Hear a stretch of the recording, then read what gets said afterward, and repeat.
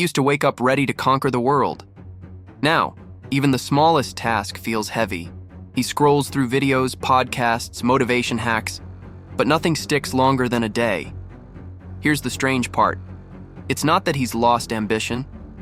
It's that his mind has learned to protect him from it. Because every time he chases a new goal, a hidden part of him whispers, "You already know how this ends." That whisper, that quiet war between who you are and who you want to be, is why most people never stay driven. And once you see how it works, you'll never look at motivation the same way again. So before you call yourself lazy, ask yourself this: what if your mind isn't tired? It's just tired of pretending. He'd been chasing that feeling for years, the rush that comes right before starting something new. The clean slate energy, the notebook with empty pages, the gym membership in January. The excitement of this time, it'll be different. And for a few days it always was. The mind on fire, the heart racing with possibility, until it wasn't. Motivation fades quietly. It doesn't slam the door. It just stops showing up. Here's the thing, most people think motivation is something you have, like fuel in a tank. They wait for it, chase it, try to refill it. But motivation isn't a resource. It's a reaction. A chemical spark that shows up when the brain believes something new might bring relief or reward. It's the anticipation that you might escape yourself. But once the new thing becomes routine, that spark dies. That's why people spend their lives bouncing between diets, jobs, goals, even relationships, each one promising that first hit again. What this really means is that most of us aren't chasing growth. We're chasing dopamine disguised as purpose. Carl Jung said, "Until you make the unconscious conscious, it will direct your life, and you will call it fate." In this context, it means your fading motivation isn't weakness, it's misalignment. You're chasing what your conscious mind says will make you happy, but your subconscious doesn't believe it. The two parts of you are at war, and the smaller voice always wins. That's why your mind finds a way to stop caring halfway through. Take Mr. Beast, for example. He built an empire chasing 1 metric views. Then one day he admitted he couldn't even feel joy watching his own success anymore. The dopamine had burned out, and what was left was exhaustion disguised as achievement. That's not failure. That's biology. The human brain isn't built to stay motivated. It's built to adapt. The more you repeat something, the less stimulating it becomes. The pattern recognition that once rewarded you now kills your curiosity. So, what do? We up the dosage, more goals, higher stakes, louder noise, until we confuse stimulation with meaning. Let's break that down. Motivation feels like progress, but it's often just excitement wearing a mask. Excitement fades, and when it does, most people think something's wrong with them. It's not. It's just that the brain doesn't run on hype, it runs on clarity. Keanu Reeves once said in an interview, "I'm not looking for a rush, I'm looking for peace." That line explains why he is one of the few modern icons who radiates calm in a world addicted to speed. He doesn't chase the feeling. He lives from a foundation. His motivation isn't adrenaline, it's alignment. So here's the first truth about motivation. You can't stay driven by emotion. You stay driven by identity. When motivation is built around how you feel, you'll quit the moment feelings change. But when it's built around who you are, your values, your code, you can outlast your moods. Most people never get that far because identity work is uncomfortable. It's slower, quieter, not shareable on social media. The modern world sells the illusion that drive is loud grind culture, self-help quotes, caffeine, and high-tempo playlists.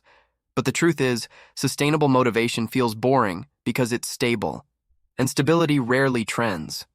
Let's take J. Cole as another example. At his career peak, he disappeared for a while. No interviews, no tours. People assumed he'd lost his fire. But when he came back, his lyrics were deeper, his energy calmer. What happened? He'd switched from proving to expressing. That shift from ego-driven to purpose-driven changes everything. Because here is the secret most people never realize. The mind isn't built to chase, it's built to serve. If your goals don't serve something real, your subconscious will sabotage them every time. It's not laziness, it's self-protection. The same brain that pushes you to climb also pulls you back when it senses meaninglessness. That inner resistance isn't your enemy. It is the part of you that knows when the outer noise doesn't match the inner truth. When Simone Biles stepped away from the Olympics citing mental health, the world was divided, half called her weak, half called her brave. But what most people missed was this: she stopped performing for approval. That's not giving up, that's waking up. Her motivation had been consumed by performance pressure until it was no longer hers. Walking away was her reclaiming it. That's the difference between hype and harmony. The person who chases hype will always burn out. The one who seeks harmony will always come back stronger. And that's where we start. In the next part, we'll go deeper into why your brain resists staying driven, how it secretly uses comfort, distraction, and identity confusion to protect you from pain, even when that protection costs you progress.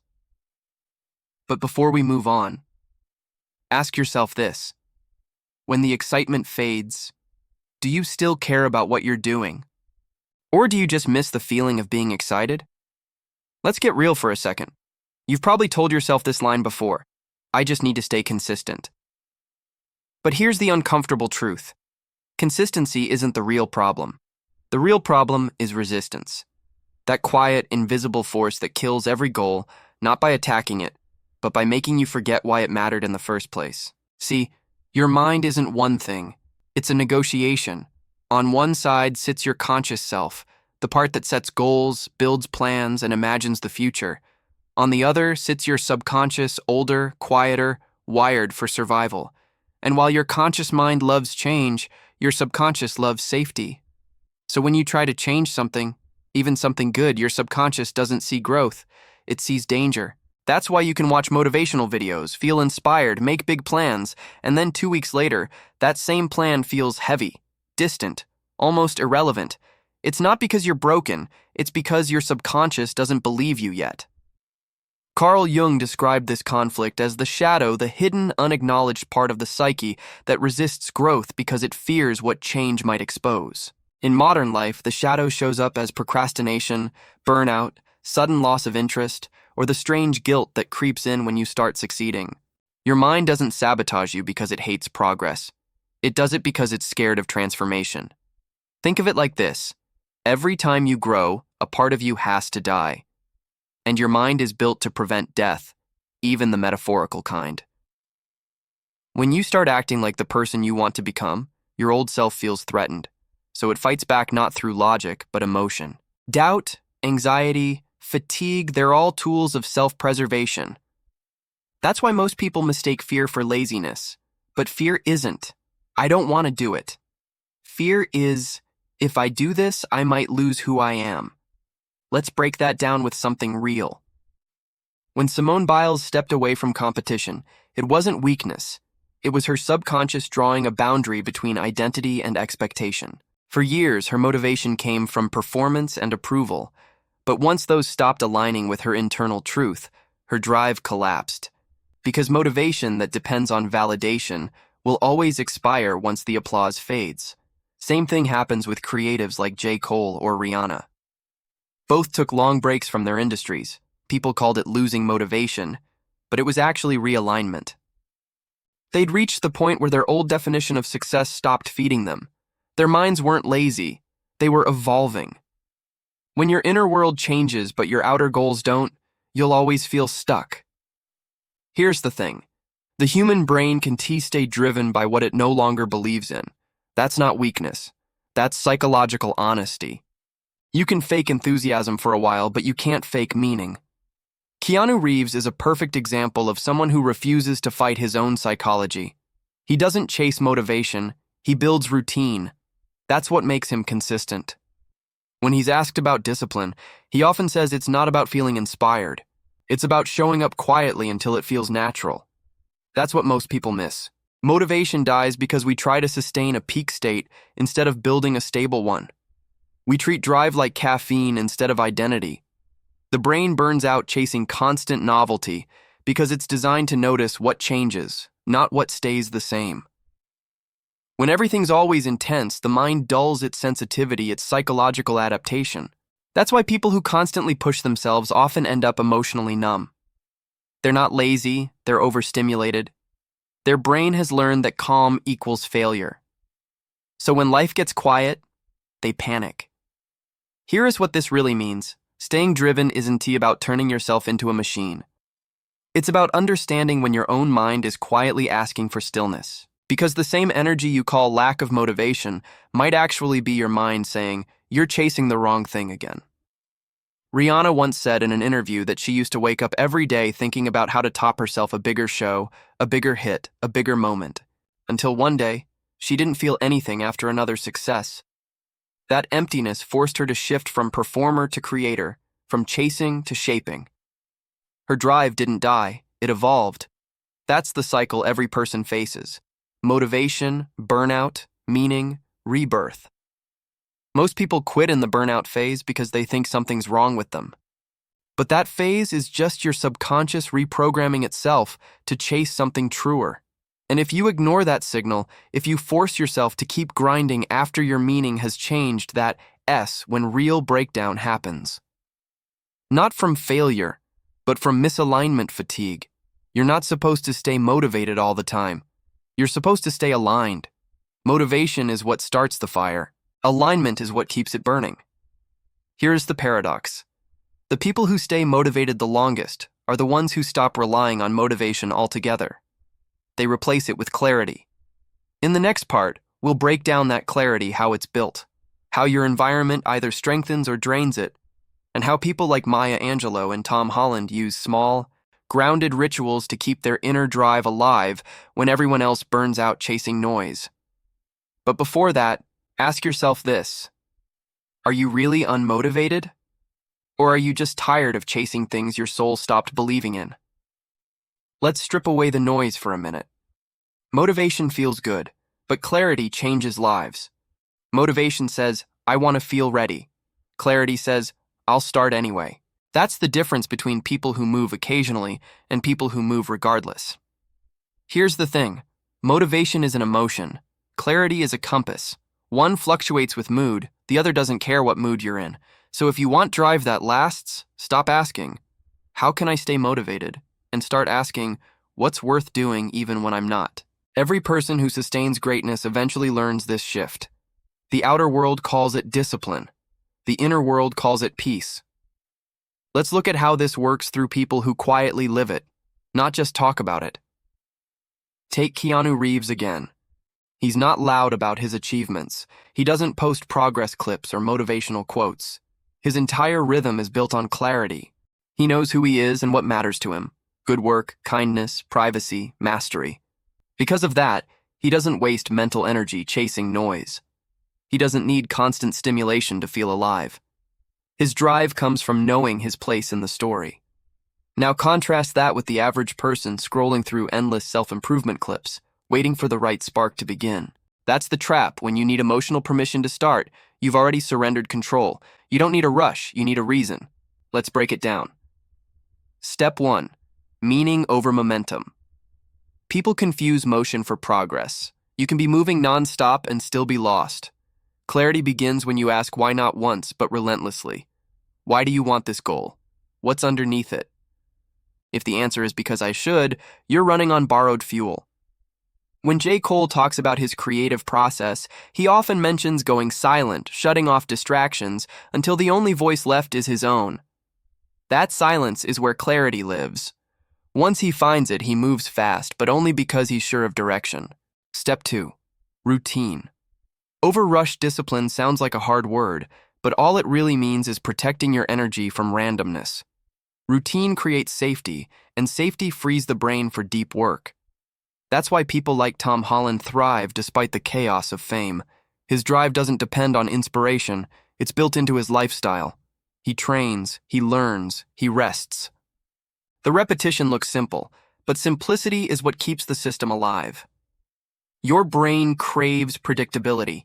When it knows what to expect, it stops wasting energy fighting uncertainty. That's when effort feels natural, not forced. Step 3. Small wins, deep focus. Big goals intimidate the subconscious because they scream risk. But small wins? They whisper possible. When Maya Angelou was asked how she kept writing through decades of changing emotions, she said, "I write every morning whether I feel like it or not. I sit until something happens." She didn't wait for inspiration. She built a space where it had no choice but to show up. Motivation dies in chaos.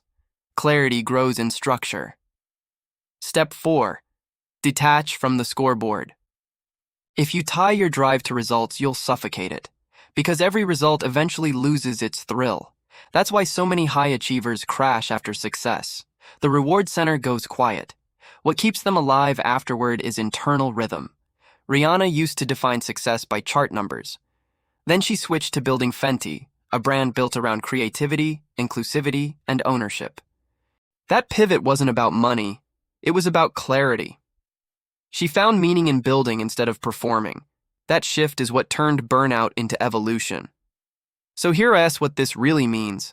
Clarity is sustainable because it's rooted in identity, not adrenaline. You can wake up tired, bored, even doubtful, but if the direction is clear, movement happens anyway. Think of clarity as the architecture of the mind. It gives shape to chaos. Without it, even passion collapses under its own weight. Now, let's talk about something subtle: energy leaks. Your motivation doesn't die because you lack energy. It dies because you waste it. Every day, tiny leaks pull you off center: comparison, validation, emotional clutter. The more energy you spend on these, the less remains for real work. That's why clarity also means subtraction, cutting noise, until only essentials remain. There is a saying in architecture: perfection isn't T when there's nothing left to add, but when there's nothing left to remove. The same applies to mental architecture. A clear mind isn't packed with goals, it's clean enough for one to breathe. That's why Mr. Beast, after years of constant escalation, started talking about simplifying his work, focusing on fewer, bigger ideas instead of endless grind. His evolution shows what most miss. Even obsession has to mature into focus or it eats itself alive. Here's the pattern across all of them. Keanu's calm, Cole's silence, Biles's pause, Rihanna's pivot, Angelou's routine. They all protect clarity first, results second. And you can feel it when you listen to them, that sense of inner stillness that makes them magnetic. It's not luck, it's design. Because drive isn't something you chase, it's something you build. Motivation gives you fire for a moment. Clarity gives you fire for a lifetime. The next part will bring it all together: the transformation. How to rebuild your relationship with effort, break your dependence on hype, and find the quiet kind of motivation that never burns out. But before we go there, ask yourself this: if no one ever saw what you were doing, would you still want it as badly? There comes a point when chasing motivation starts to feel embarrassing. You've read the quotes, watched the speeches, made the lists, and still, nothing sticks. That's when you realize something deeper. The real goal was never motivation. It was self-trust.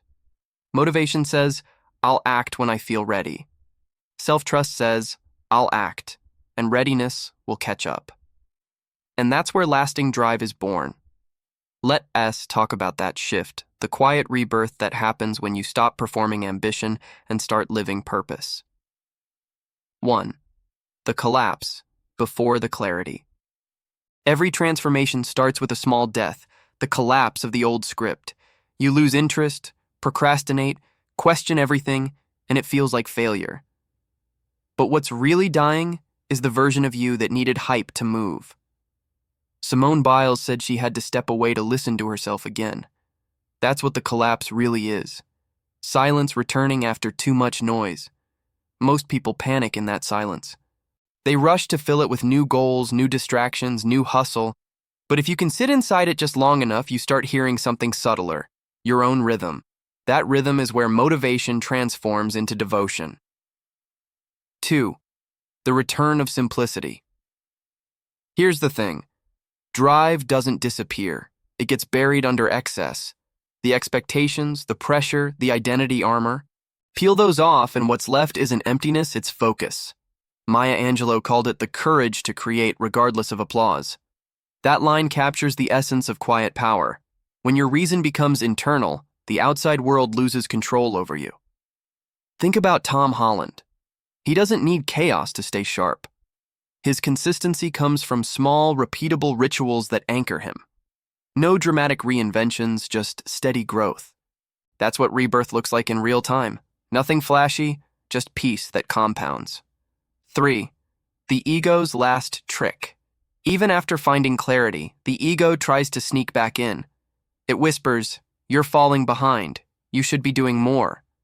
That's the moment most people relapse into the same cycle, mistaking panic for purpose. Here's the truth. Evolution isn't about acceleration. It's about refinement. Every creator, athlete, or thinker who lasts understands this. Rihanna didn't slow down because she lost her edge. She slowed down to direct it. When she shifted focus to building Fenty, she turned performance energy into creative ownership. That's drive in its mature form, no longer fueled by fear of irrelevance, but by curiosity and design. And the paradox? The calmer she got, the more magnetic she became. That's what happens when authenticity replaces adrenaline. 4. The science of inner fire. Neuroscience backs this up. Dopamine isn't just the pleasure chemical, it's the anticipation chemical. It spikes when you move towards something that matters, not when you simply fantasize about it. So the trick isn't to feel motivated, it's to keep your brain connected to genuine anticipation. When your goals are grounded in identity and purpose, the process itself becomes rewarding. That's what keeps dopamine balanced, sustainable. Motivation burns out when it's built on external highs. Purpose endures because it's internally fueled. Keanu Reeves once said, "The simple act of paying attention is its own reward." That's it. That's the formula. Drive that lasts is built on attention, not adrenaline. 5. Building your own engine. Here's how to keep that fire alive without burning yourself. Detach from outcomes. Chase depth, not applause. Create rituals. Do the thing at the same time every day until it becomes part of your nervous system. Accept plateaus. Growth isn't a constant climb, it's waves. The pause isn't regression, it's integration. Use boredom. When the rush fades, don't replace it, observe it. That stillness sharpens intention. Most people will never reach this stage because it requires patience. Real drive grows quietly, like roots unseen at first, but impossible to uproot later. 6. The circle closes. Let's bring it full circle. Motivation was never about energy, it was about alignment.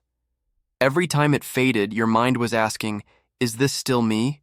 And every time you forced yourself through something that didn't match, you chipped away at trust with yourself. So rebuild that trust. One honest action at a time. Forget chasing constant fire. Learn to walk steadily through the ashes, because that's where real strength lives. The people who seem unstoppable aren't superhuman. They're simply consistent in truth. They've stopped trying to feel ready. They just move, and over time, that movement becomes identity. That's how motivation dies and drive is born. Here's the real question. When all the noise fades and no one's watching, will you still move toward what matters? Drop your answer below. Just write, "I move anyway." Remember that man from the beginning, the one who couldn't stay driven? He didn't find motivation again. He found clarity. He stopped chasing the rush and started building rhythm. And somewhere between boredom and repetition, his fire quietly came back, not loud, not dramatic, just steady. That's how real transformation happens. Not in the spark, but in the silence after it. So if this spoke to you, don't scroll away, stay in this journey. Because every week we decode another part of the mind you've been fighting against your whole life. Subscribe not for motivation, but for understanding. Because once you see how your mind truly works, you'll never want to live asleep again.